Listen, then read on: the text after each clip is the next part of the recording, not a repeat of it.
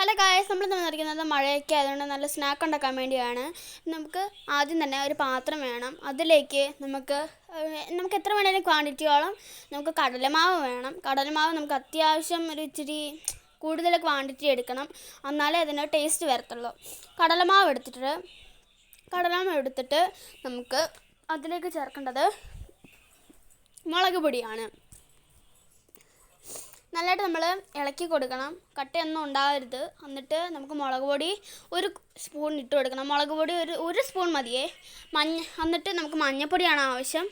നമുക്ക് ആ മുളക് പൊടിയും കടലമാവും കൂടെ നല്ലതായിട്ട് മിക്സ് ചെയ്യണം. എന്നിട്ട് നമുക്ക് അതിലേക്ക് മഞ്ഞൾപ്പൊടി ഒരു ലേശം ഒരു കുഞ്ഞ് സ്പൂൺ ഇട്ട് കൊടുത്താൽ മാത്രം മതി. അത്രയും കൂടി ഇട്ട് കൊടുത്തിട്ട് നല്ലതായിട്ട് നമുക്ക് ഇളക്കി കൊടുക്കാം. നല്ലതായിട്ട് ഇളക്കി കൊടുക്കണം. പിന്നെ നമുക്ക് വെള്ളം വേണം, മിക്സ് ആക്കാൻ വേണ്ടി വെള്ളം വേണം. ഞാൻ അതിന് വേണ്ടി ഒരു കപ്പ് വെള്ളം എടുത്തിട്ടുണ്ട്. വെള്ളം നമുക്ക് ഇച്ചിരി ആയിട്ട് ഇട്ട് കൊടുക്കേണ്ടതുണ്ട്. പിന്നെ നമ്മൾ അതിന് മുമ്പ് ശ്രദ്ധിക്കേണ്ട ഒരു കാര്യം, ഉപ്പ് വേണം. ഉപ്പാണ് നമുക്ക് ആവശ്യം. ഉപ്പിട്ട് കൊടുത്തിട്ട് നല്ലതായിട്ട് മിക്സ് ചെയ്യണം. നമ്മൾ വെള്ളം ഉള്ള പാത്രം എടുത്തപ്പോഴത്തേക്കും ഇച്ചിരി അടിക്കൊക്കെ പിടിക്കുന്ന പോലെ കട്ടയായിരിക്കും. അത് നല്ലതായിട്ട് മാറ്റിയിട്ട് നമുക്ക് കപ്പിൽ വെള്ളം എടുക്കണം. കപ്പിൽ വെള്ളം എടുത്ത് ഇച്ചിരി ആയിട്ട് ഒഴിച്ച് നല്ലതായിട്ട് നമുക്ക് മിക്സ് ചെയ്തുകൊണ്ടിരിക്കണം. കട്ടയൊന്നും പാടില്ല. കട്ടയില്ലാതെ വേണം, ഞാൻ ഇപ്പോഴേ ശ്രദ്ധിക്കാൻ പറയുകയാണ്, കട്ടയില്ലാതെ വേണം നമ്മൾ ഇച്ചിരി വെള്ളം ഒഴിച്ച് നല്ലതായിട്ട്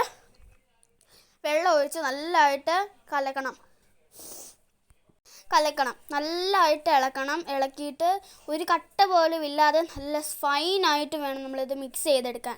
നമ്മളങ്ങനെ മിക്സ് ചെയ്തെടുത്തിട്ടുണ്ട്. ഇച്ചിരിയും കൂടെ ടേസ്റ്റ് വേണമെങ്കിൽ നമുക്ക് വേണമെങ്കിൽ ഒരു മുട്ട ചേർക്കാം, അല്ലെങ്കിൽ മുട്ട ചേർക്കാതെ ഇരിക്കാം. ഇപ്പം ഞങ്ങളുടെ ഇവിടെയൊക്കെ മുട്ട ചേർക്കാം, എന്നാൽ നല്ല ടേസ്റ്റാണ്. മുട്ടയും കൂടി ചേർക്കുമ്പോഴത്തേക്കും നല്ല ടേസ്റ്റ് ആയിരിക്കും. നിങ്ങൾക്ക് വേണമെങ്കിൽ മുട്ട ചേർത്താൽ മതി. ഇപ്പം ഞങ്ങളുടെ ഇഷ്ടമായതുകൊണ്ട് ഞങ്ങൾ മുട്ട ചേർത്തന്നേ ഉള്ളൂ. നിങ്ങൾക്ക് വേണമെങ്കിൽ ചേർത്താൽ മതി. ഓക്കെ, അത് മുട്ടയും കൂടി ഇട്ട് നല്ലതായിട്ട് മിക്സ് ചെയ്യാം. നമുക്ക് നല്ലതായിട്ട് മിക്സ് ചെയ്യണം. എണ്ണ പോലെ ആയിരിക്കും ഈ മുട്ട ഈ കോൺഫ്ലവറിനകത്ത് ഇടുമ്പോഴത്തേക്കും. അതുപോലെ ഒന്നും പാടില്ലാതെ നല്ലതായിട്ട് ഇളക്കിക്കൊണ്ടേയിരിക്കണം. ഒത്തിരി നേരം ഇളക്കണ്ട, ഇച്ചിരി നേരം ഇളക്കിയാൽ മതി. അവിടെ നമ്മളൊരു പാൻ എടുക്കുന്നുണ്ട്. പാൻ എടുത്തിട്ട് അതിലേക്ക് നമുക്ക് എണ്ണ ഒഴിച്ച് കൊടുക്കണം.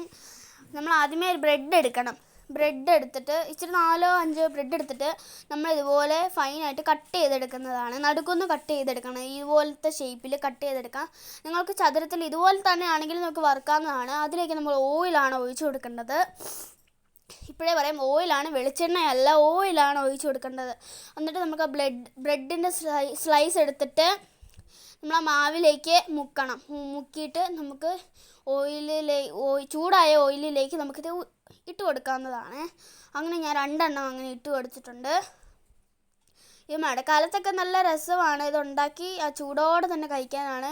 പിന്നെ ചായയുടെ കൂടെ കട്ടൻ കാപ്പിയുടെ കൂടെ ആണെങ്കിലും നമുക്ക് കഴിക്കാം. അത്രയ്ക്ക് ടേസ്റ്റാണ് ഇതിന്.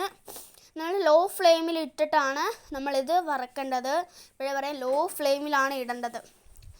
ലോ ഫ്ലെയിമിൽ ഇട്ടിട്ട് നമുക്ക് നല്ലതായിട്ടൊന്ന് വറുത്തെടുക്കാം.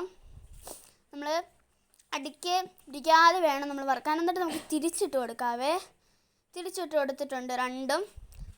2 ബ്രെഡ് കഷ്ണങ്ങളും തിരിച്ചിട്ട് കൊടുത്തിട്ടുണ്ട്.